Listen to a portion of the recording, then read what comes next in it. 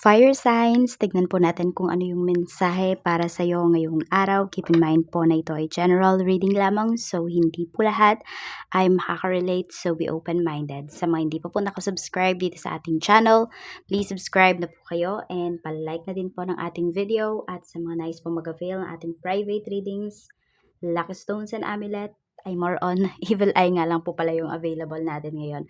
So message lang po kayo for more details. Okay? Tignan natin your energy. Kamusta po ang energy ni fire signs? Actually, fire signs, di ko pa nagagawa yung monthly reading ninyo for March. Ayan, pwedeng mamaya ko siya simulan. So, tignan natin. Ano po yung mensahe, message? We have self-worth expectations. So, mas intindihin po ninyo yung sarili ninyo. Fire signs. Mas intindihin ninyo kung ano ba yung makapagpapasaya sa inyo. Ayan, kasi yung iba po dito, pwedeng nabubuhay kayo dun sa, sabi natin, para i-please yung ibang tao. Okay, so wag po ganon. Okay, ayan o. Iniisip mo kasi kung ano yung expectation sa'yo ng ibang tao. Ano kaya yung tingin nila sa akin?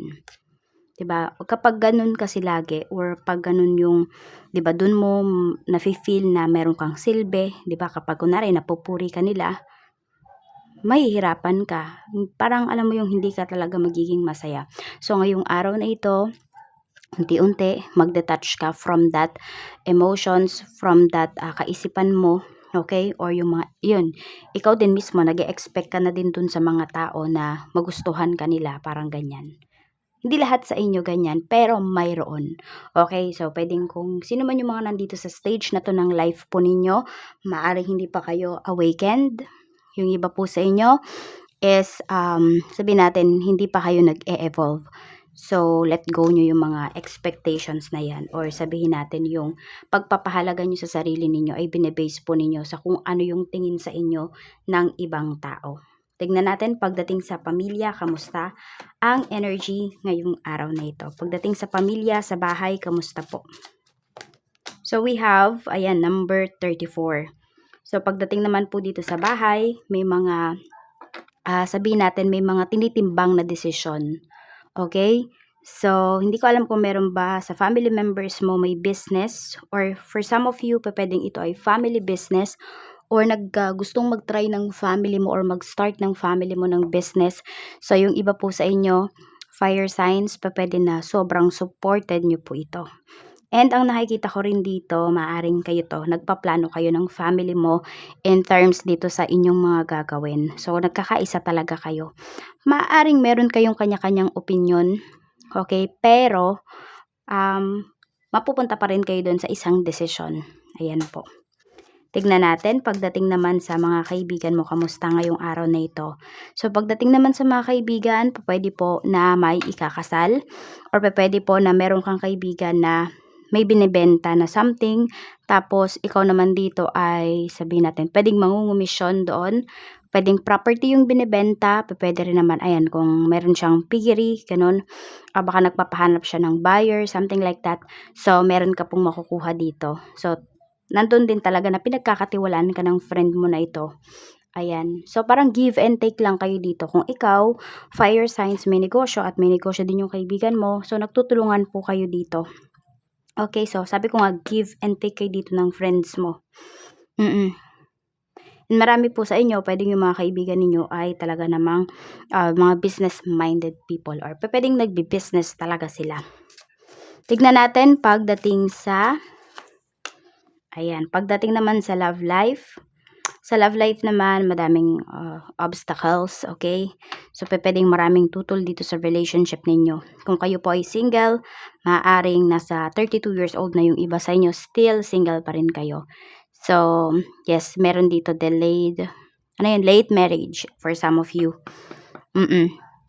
Late marriage na yung pinapakita dito. So, pwedeng nakaano talaga yan. Parang destiny nyo ba? Ganon. So, meron kayong struggle pagdating sa love life po ninyo. At kung kayo naman po ay, ayan, nasa LDR relationship, pwedeng mausad yung, sabihin natin, pag-uwi ng person mo. Or pwedeng late siya nag-memensahe sa'yo, nagre-reply sa'yo. So, baka may tampo kayo na nararamdaman coming from your person. Okay. So, loyal naman siya sa'yo.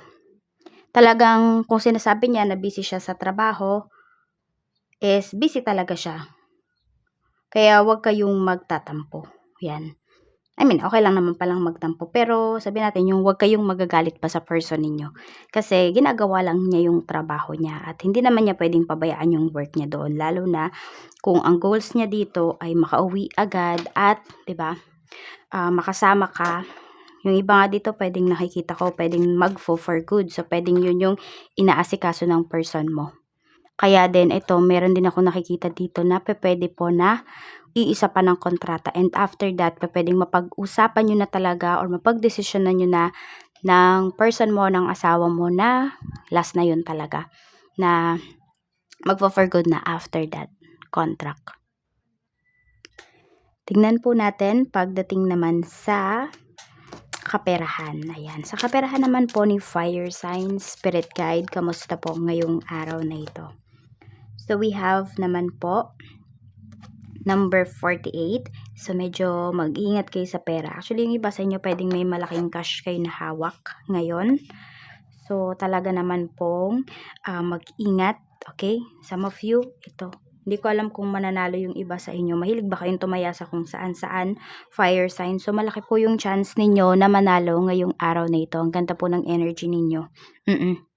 Kaya lang syempre, ayan, mag-iingat din po lalo na kung aalis kayo tapos alam ninyo na meron kayong pera na dala-dala. I mean, malaking pera nga po na dala.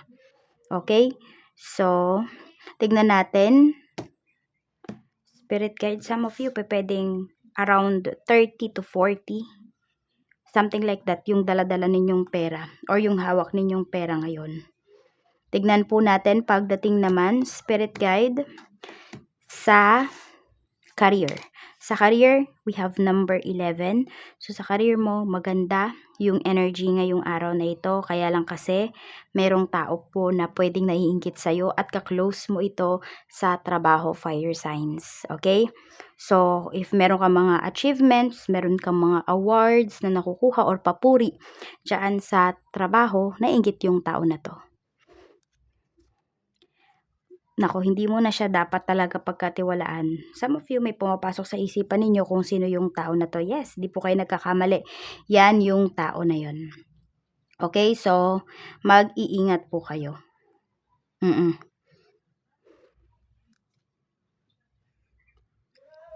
So, tignan natin kung ano pa yung mensahe para sa'yo pagdating naman sa negosyo. Business. Ang ganda ng business mo ngayon. Ayan, no? Number 40. So, ano ba, parang sabihin natin kotang-kota talaga. Napaka-fruitful ng araw na ito. At pwedeng isa-celebrate nyo ito or isa ito talaga sa sabihin natin, pwedeng highest sale po ninyo. Ayan. Ngayong taon. Fire signs. Number 39. Ayan o, ang ganda. Sobrang magiging happy po kayo, satisfied talaga kayo sa kalalabasan po ng inyong business ngayong araw. So, tignan naman po natin ano ba yung blessings na paparating para sa'yo. Ano po yung blessings na paparating? We have celebrity. So, pwedeng may mamit kayong celebrity ngayong araw. Some of you naman po, pwedeng maging instant celebrity kayo or meron ba kayong kahawig na artista? Baka merong mga nagsasabi niyan towards po sa inyo. Tignan natin kung ano pa or pwede rin na itong pagiging celebrity na ito, ayan, pwede nga na meron kang awards na ma-receive pagdating sa trabaho, yung mga tipong ganon. Tignan po natin kung ano pa yung mensahe. Spirit guide, mensahe pa po natin kay